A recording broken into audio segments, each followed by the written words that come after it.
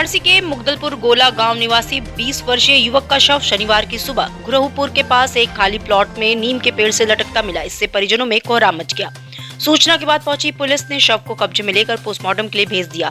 Morning walk पर निकले लोगों ने इंटर के छात्र चंदन मौर्य का शव गुरहुपुर में नीम के पेड़ से उसकी लाश लटकती देखी तो पुलिस और परिजनों को सूचना दी। भेलूपुर पानी टंकी के पास होटल निर्माण के लिए बेसमेंट की खुदाई के दौरान मिट्टी ढहने से 2 मजदूरों की मौत हो गई। हालांकि घटना के बाद अभी तक मुकदमा दर्ज नहीं किया गया। हादसे के बाद ठेकेदार मृत और घायल मजदूरों को लेकर वाराणसी से चंदौली भी चला गया। पुलिस तहरीर मिलने पर मुकदमा दर्ज करने की बात कह रही है। बाबतपुर एयरपोर्ट पर दक्षिण भारत से आने वाले सैलानियों की संख्या में भारी वृद्धि देखने को मिल रही है। पिछले 2 वर्षों में जहां एयरपोर्ट से दक्षिण भारत के लिए केवल 7 से 8 विमानों का संचालन होता था, वहीं अब संख्या बढ़कर 32 हो गई है। वाराणसी से सबसे अधिक विमान सेवाएं हैदराबाद, बेंगलुरु और चेन्नई के लिए संचालित की जा रही हैं। देव दीपावली पर गंगा में नौका संचालन को लेकर अपर पुलिस आयुक्त कानून व व्यवस्था एस चन्नप्पा की अध्यक्षता में अधिकारियों और नाविकों की मीटिंग हुई। अफसरों ने नाविकों को देव दीपावली को लेकर निर्धारित गाइडलाइन से अवगत कराया। निर्धारित रूट पर ही नाविक नौका संचालन कर सकेंगे। वहीं सुरक्षा मानकों का पूरा ध्यान रखना होगा। इसमें किसी तरह की लापरवाही बर्दाश्त नहीं की जाएगी। यातायात माह के अवसर पर कमिश्नरेट पुलिस ने शहर भर में सघन चेकिंग अभियान तेज कर दिया है। यातायात नियमों का उल्लंघन करने वालों पर कड़ी कार्रवाई की जा रही है। शनिवार को पुलिस ने 1048 वाहनों का चालान किया और उन पर भारी जुर्माना लगाया। साथ ही तेज गति से चलने वाले 46 वाहनों को सीज किया गया, जिनमें 18 ऑटो और 28 ई रिक्शा शामिल है। देव दीपावली को लेकर कमिश्नरेट पुलिस अलर्ट है। गंगा और घाटों की निगरानी के लिए पुख्ता तैयारियां की गई हैं। वॉच टावर बनाकर गंगा और घाटों पर नजर रखी जाएगी। वहीं छतों पर रूफटॉप फोर्स तैनात रहेगी। पुलिस आयुक्त मोहित अग्रवाल ने इसको लेकर महंतों को निर्देश दिए हैं। उन्होंने कहा है कि भीड़ को नियंत्रित करने के लिए मजबूत बैरिकेडिंग कराई जाए। प्रयागराज में होने वाले महाकुंभ में मुस्लिमों के प्रवेश पर रोक लगाने की मांग का शंकराचार्य अविमुक्तेश्वरानंद सरस्वती ने समर्थन किया है। उन्होंने तर्क दिया कि जैसे मक्का मदीना में 40 किलोमीटर के दायरे में हिंदुओं का प्रवेश वर्जित है, वैसे ही महाकुंभ में भी मुस्लिमों को प्रवेश नहीं होना चाहिए। उन्होंने कहा कि ये वैसा ही है जैसे मेरे अंगने में तुम्हारा क्या। भाई 40 किलोमीटर दूर जब आप जाओगे सऊदी अरबिया, वहाँ पर उनका सबसे बड़ा प्रमुख तीर्थ है हमारे मुस्लिम बंधुओं का। 40 किलोमीटर पहले से ही वो, अगर आप हिंदू हो तो आपको रोक देंगे। 40 किलोमीटर पहले वहाँ मक्का में जाने की तो बात ही दूर। क्यों रोकते हैं वो? इसीलिए ना कि भाई हमारा मुसलमानों का तीर्थ है, तुम्हारा क्या काम है। तो ठीक है, हम भी ये कह रहे हैं कि हमारा कुंभ है, तुम्हारा क्या काम है। गलत क्या है? रोक तो तुमने शुरू की है, मेरे आंगन में तुम्हारा क्या काम है। तो हम भी कह रहे हैं कि हमारा भी तो आंगन है, हमको भी तो अपने ढंग से जी लेने दो। ये बात है, और क्या बात है। एक मुस्लिम नेता ने सर्कल पे जलाभिषेक कर दिया, उसका बड़ा राजनीतिकरण हुआ। बहुत भाई जलाभिषेक कर दिया। सवाल ये है कि जलाभिषेक करने का अधिकार किसको है? कोई भी लोटा में पानी लेके कहीं भी ढाल दे, वो जलाभिषेक नहीं होता है। जलाभिषेक करने के लिए पहले हिंदू होना जरूरी है। कोई भी आके पानी उड़ेल देगा, उसको जलाभिषेक कह दो, ये गलत बात है। जलाभिषेक शब्द का अपमान है। उसके लिए पहले आपको हिंदू शास्त्रों के अनुसार अपने आप को हिंदू बनाना पड़ेगा, पवित्र बनना पड़ेगा, फिर आप अभिषेक कर सकते हो। और पानी उड़ेल देना ये अभिषेक नहीं है, हम इसको स्वीकार नहीं करते। जनपद के 70 वर्ष से अधिक के बुजुर्गों का आयुष्मान कार्ड बनाने के लिए विशेष शिविर का आयोजन शनिवार को सामुदायिक स्वास्थ्य केंद्र दुर्गाकुंड में किया गया। शिविर में पूर्व मंत्री एवं शहर दक्षिण के विधायक नीलकंठ तिवारी ने लाभार्थियों को आयुष्मान कार्ड वितरित किया। इस अवसर पर उन्होंने आयुष्मान योजना के लाभ और सरकार की ओर से स्वास्थ्य सेवाओं के क्षेत्र में किए जा रहे सुधारों के बाबत चर्चा भी की। शहर में इस बार देव दीपावली का आयोजन भव्य तरीके से किया जाएगा। पर्यटन उप निदेशक आर के रावत ने बताया कि 12 से 15 नवंबर तक चलने वाले इस महोत्सव में बड़ी संख्या में देश विदेश से पर्यटक वाराणसी पहुंचेंगे। देव दीपावली और गंगा महोत्सव का मुख्य आयोजन 13 और 14 नवंबर को 80 घाट पर होगा, जहां भव्य सांस्कृतिक कार्यक्रम प्रस्तुत किए जाएंगे।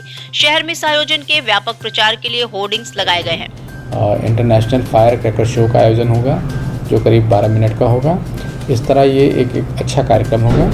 और साथ ही साथ जो कल्चर डिपार्टमेंट है, सांस्कृतिक विभाग है, उसके माध्यम से भी 3 घाट पे, जिसमें नमो घाट, राजघाट और राजेंद्र प्रसाद घाट पे तीनों दिन यानी 12, 13, 14 इस नवंबर में सांस्कृतिक कार्यक्रम होंगे।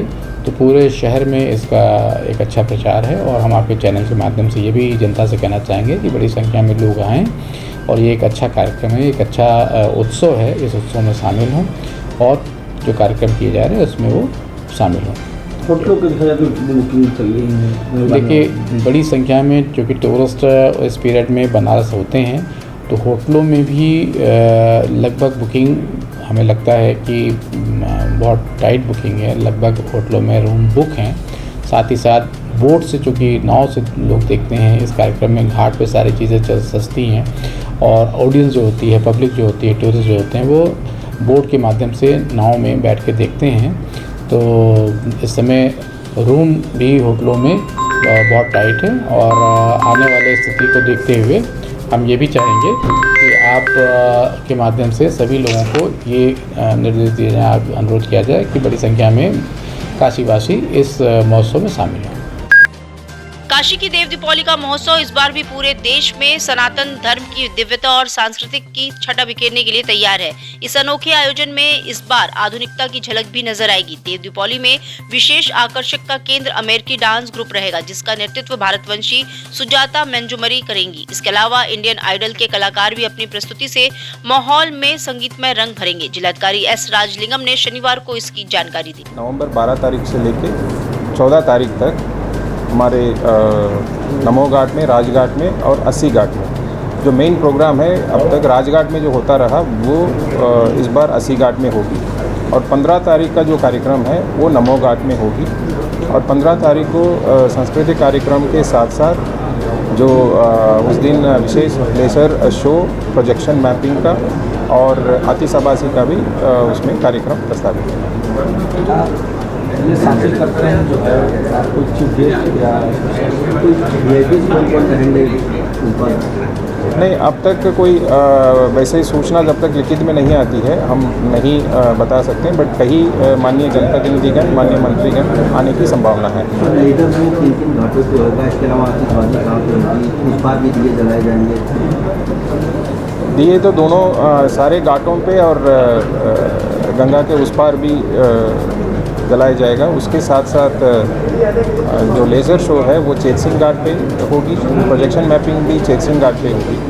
और जो आतिशबाजी है वो काशी विश्वनाथ मंदिर के अपोजिट साइड में, जो गंगा के उस पार आतिशबाजी का कार्यक्रम है। सर, देव दिवाली में देखते हुए घाटों पर लगभग कितने दिए जलाए जाएंगे? ये लगभग 17 लाख है, जिसमें 12 लाख प्रशासन की ओर से और 5 लाख पब्लिक की सहभागिता से इसमें लगाया जाएगा। ड्रोन की अनुमति दी गई, क्योंकि आमतौर पर देखा जाता है देव दिवाली में बड़ी संख्या में ड्रोन लोग लाते हैं। नहीं, ड्रोन अगर कोई उसकी वीडियोग्राफी करने के लिए देते हैं, वो अनुमति के लिए अप्लाई कर लीजिए, आपको मिल जाएगा। सर, एक जाम की बड़ी समस्या है, तो सर क्या कुछ जाम के लिए क्या सुविधा रहेगी ताकि दर्शनार्थियों को दिक्कत ना हो? सर नहीं, उस बार तो ट्रैफिक डाइवर्जन प्लान और पब्लिक की मूवमेंट, घाटों पे मूवमेंट ज़्यादा रहती है, उसको लेके पुलिस के साथ बैठक भी हो गई है। उनकी अपना जो डाइवर्जन प्लान भी तैयार कर लिए हैं। फिर भी यहाँ इतने लोग एक साथ आने पे जो इशू रहेगा उसको कम करने की सारे प्रयास किए जा रहे हैं।